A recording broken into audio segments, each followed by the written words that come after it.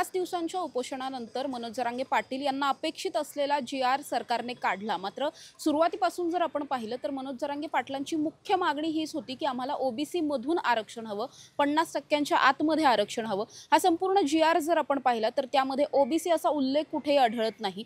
कुणबी आणि मराठा कुणबी प्रवर्ग वगैरे अशा पद्धतीचा सगळा उल्लेख आढळतो। तर मग हा जो जी-आर आहे तो थेटपणे ओबीसींशी संबंधित किंवा त्यांच्या आरक्षणाला घाला घालणारा कसा काय आहे या सगळ्यावरती खरं तर आपण बोलणार आहोत। माझ्याबरोबर ॲडव्होकेट मंगेश ससाणे आहेत। सर, सगळ्यात महत्त्वाचं म्हणजे कालची जी काही पत्रकार परिषद मनोज जरांगेंची झाली किंवा उपसमिती आल्यानंतर जे काही झालं त्यामध्ये ओबीसी हा शब्द सुद्धा कुठेही निघाला नाही।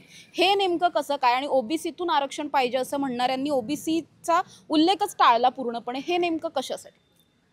नाही, मुळात ओबीसीचं कोणी शब्द काढला नाही। शब्द कोणता होता तर कुणबी। आता कुणबी हे सगळं जे चाललंय ही बॅकडोर एंट्री। ओबीसीमध्ये कसं घुसायचं तर कुणबीच्याद्वारे घुसायचं, कुणबी दाखल्याद्वारे घुसायचं। आता त्यांनी सुरुवातीला तिथं जे सांगितलं हैदराबाद गॅझेट ते लागू करायचं, नोंदी लागू करायच्या। तर मुळामध्ये मी सर्वांना सांगतो की गॅझेट हे एक माहितीचं पुस्तक असतं। त्या जिल्ह्यामध्ये त्या भौगोलिक ठिकाणामध्ये तुमच्या जात समूह कोणते आहेत, तुमचं भौगोलिक परिस्थिती कोणती आहे, तिथं सिंचनाचे काय पद्धती आहे, तिथं पीक पाणी कसं आहे, त्यानंतर मग तिथं कोणत्या धर्माची लोक आहेत ती किती आहेत, त्या धर्मानंतर मग जाती कोणत्या कोणत्या आहेत आणि त्या जातीमध्ये मग त्या जातींची संख्या किती आहे, फक्त एवढंच त्या गॅझेटियरमध्ये असतं। त्यामुळं गॅझेटियर लागू कुठं असं काय होत नसतं। गॅझेटियरमध्ये माहिती असती, ते माहितीचं पुस्तक आहे। पण ते गॅझेटियरच्या नावाखाली जी-आर काढला, हेडिंग आहे की हैदराबाद गॅझेटियरच्या नोंदी। पण आज जर पाहिलं तर तिथं आपल्याला दिसून येतं की 3 गोष्टी त्यांनी केलेल्या आहेत। मुळामध्ये SC ST OBCच्या दाखले द्यायचा जो अधिनियम आहे त्याच्यामध्ये सुधारणा करण्याची त्यांनी सुचवलेलं आहे या शासन निर्णयाद्वारे। आता याच्यामध्ये त्यांनी काय केलं की पहिल्यांदा जे तहसीलदार कास्ट सर्टिफिकेट्स द्यायचे, आता हे अहवाल द्यायची जबाबदारी कुणाला दिली तर ग्रामविकास अधिकारी, ग्रामसेवक, तलाठी, कृषी अधिकारी। म्हणजे एवढ्या महत्त्वाच्या गोष्टीसाठी तुम्ही ते तलाठी लेवलला आणलंय। त्यानंतर सर्वात ऑब्जेक्शनेबल असं आहे की ज्याला कुणबी सर्टिफिकेट पाहिजे आणि त्याच्याकडे पुरावे नाही आहेत, मग त्याच्या नातेसंबंधातील किंवा कुळातील, मुळात हे 2 शब्द जर आपण पाहिले ना ह्याच्यावर आमचं स्ट्रॉंग ऑब्जेक्शन आहे।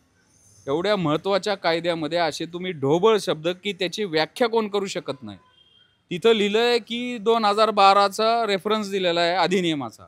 त्या 2012च्या रेफरन्समध्ये नातेवाईक, रिलेटिव्ह याची व्याख्या केलेली आहे।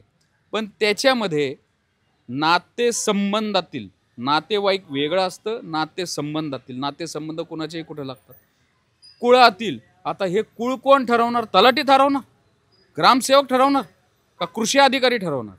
आणि ते फक्त एक ॲफिडेविट द्यायचं, हां या नातेसंबंधातील किंवा कुळातील ज्याच्याकडं कुणबी दाखला आहे त्या व्यक्तीने फक्त ॲफिडेविट द्यायचं, हा माझा नातेसंबंधातील आहे, हा माझा कुळातील आहे। आणि मग तुम्ही काय करणार? त्याला जातीचा दाखला देणार। अहो, हा कसला तुमचा कायदा? ही तुमची कार्यपद्धती? सामाजिक न्याय विभागाचा हा जी-आर आहे। तुमच्या काय नाव आहे? Social justice department. आणि तुम्ही एवढा मोठा सोशल इनजस्टिस करताय आमच्याबरोबर। मुळामध्ये ओबीसी हा कुणबी दाखल्यांमुळे ग्रस्त आहे। निम्म्याच्या वरती ओबीसीचा आरक्षणामध्ये कुणबी दाखल्यांनी हे केलेलं आहे, ढोबळा पाडलेला आहे। आणि आता तुम्ही ते अख्खं जहाजच बुडवायला निघालाय। म्हणजे दिसल त्याला पाहिजे त्याला नुसतं प्रतिज्ञापत्र द्यायचं, ते तलाठ्याकडे द्यायचं, ते ग्रामसेवकाकडे द्यायचं, तो अहवाल देणार की झाला हा लगेच कुणबी। मग काय, मग ओबीसी मधनं नाही तर काय? ओबीसीच्या आरक्षणाचं अंत ह्या जी-आरने होणार आहे, हे कुणाच्या लक्षात येत नाही आहे। त्यामुळं आणि सर्वात महत्त्वाचं, एवढ्या महत्त्वाचा जर तुम्हाला निर्णय घ्यायचा होता तर या संदर्भामध्ये जसं मागच्या वेळेस सगळे सोयरे आणि गणगोत या संदर्भामध्ये हरकती सूचना मागवल्या होत्या, त्या एक्सपर्टकडून मागवल्या होत्या, जे बाधित व्यक्ती आहेत त्यांच्याकडून मागवल्या होत्या, ज्यांना जे पाहिजे त्यांच्याकडून मागवल्या होत्या। इथं तसं काहीच नाही केलं, डायरेक्ट फायनल स्टेज, डायरेक्ट शासन निर्णय। त्याच्यामुळं तुम्हाला पळायला कुठं त्याची चर्चा करायला चान्सच ठेवलेला नाही। मग एवढं सगळं असताना महाराष्ट्रातील या ओबीसी समाजातील आमदार, खासदार, लोकप्रतिनिधी, मंत्री एकमेव भुजबळ साहेब याला विरोध करतात. हे काय करतात? ह्यांनी का गुळणी धरली आहे? ह्यांनी का मुख गिळून गप्प बसलेत? त्यामुळं हे जे काय बेकायदेशीर केलेलं आहे याला नक्कीच आम्ही कोर्टामध्ये आव्हान देऊ. पण मुळात जे डॉक्टर बाबासाहेबांनी आम्हाला सामाजिक न्यायाचं आमची जी काही परिस्थिती आहे आमच्या 450 जातींची कुठेतरी प्रवाहाच्या बाहेर होतो, त्यामुळं कुणापासून तरी संरक्षण म्हणून प्रतिनिधित्व मिळण्यासाठी जे आम्हाला आरक्षण दिलं त्या आरक्षणाचा घात तुम्ही असं करता. आणि हे कोण करते? तर तुम्ही आम्ही या ओबीसीनी निवडून दिलेलं हे सरकारमधील मंत्री. त्यामुळं खूप मोठा अन्याय ओबीसीवर झालेला आहे.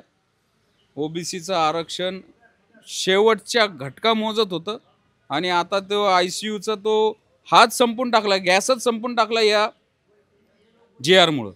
तर एवढा मोठा अन्याय, एवढा मोठा बेकायदेशीर जे काही त्यांनी जे काही हे कृत्य केलेलं आहे, वरती हेडिंग द्यायचं हैदराबाद गॅझेटचं आणि आतमध्ये करायचं त्या तुमच्या सगळे सोयऱ्याचा तो दुसरा पार्ट 2 आणायचा.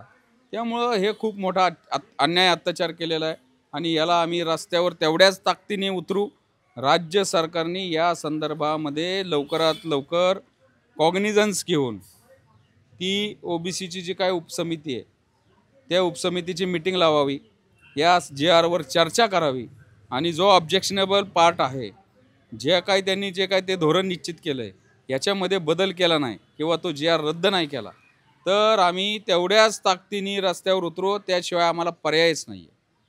एकीकडे महायुतीचे बरेचसे मंत्री असं कालपर्यंत म्हणजे काल दुपारी 2:30 वाजेपर्यंतच्या सुद्धा नेत्यांच्या आपण बाईट्स जर पाहिल्या, माध्यमांना दिलेल्या काही बाईट्स पाहिल्या तर तिथपर्यंतही ते असं म्हणत होते की आम्ही याच्या ताटातलं त्याला देऊ शकत नाही. ओबीसींच्या आरक्षणाला धक्का न लावता आम्हाला मराठ्यांना आरक्षण द्यायचंय. मग ओबीसी आरक्षणावरती आता काहीच बोलत नाहीयेत. कुणबी म्हणजेच ओबीसी हे अजूनपर्यंत सरकारला क्लिअर झालं नाही असं वाटतंय का? सरकार काय दूध खळ आहे का? सरकारला काय कळत नाही? हे उगीच मंत्री खासदार आमदार झालेत काय? यांना सगळं कळतंय. पण मुळामध्ये महाराष्ट्रामध्ये जी सत्ता आहे, महाराष्ट्रामध्ये जे आपण आमदार म्हणतो 170 आमदार, त्या 48 मधले 26 खासदारच मुळात मराठा समाजाचे आहेत. त्यामुळं त्यांना वाटतं की ओबीसी जर या स्थानिक स्वराज्य संस्थांमध्ये उभा राहिला, त्याला आरक्षणाने कुठं तो सरपंच झाला, तो नगरसेवक झाला, तो पंचायत समिती अध्यक्ष झाला, तो जिल्हा परिषद अध्यक्ष झाला, तो महापौर झाला, तर कुठंतरी आमच्या राजकीय अस्तित्वाला धोका निर्माण होईल. त्यामुळे या सगळ्यांनी मिळून जरांगे रूपी हे बाहुलं उभं केलं आणि त्यांचं राजकारणातलं स्थान, त्यांची पकड अबाधित राखण्यासाठी हे एकंदरीत हे षडयंत्र रचलं. जरांगे फक्त त्या स्क्रिप्टचा एक भाग होता, पण त्यांनी जे काय करायचे ते केलेलं आहे. आता त्याला आम्ही ओबीसी जे काय ॲक्टिव्हिस्ट आम्ही सगळे आहोत, भुजबळ साहेब आमच्याबरोबर आहे, आम्ही सर्व मिळून आम्ही रस्त्यावर उतरून कोर्टात जाऊन आम्ही त्याला आव्हान देऊ, त्याला लढा देऊ. पण दुर्दैव असं आहे की ओबीसी छोट्या छोट्या जातीत विखुरलेला आहे आणि त्यामुळं ओबीसी रस्त्यावर येत नाही, ओबीसी उघड काय बोलत नाही, कारण की हातावर पोट आहे.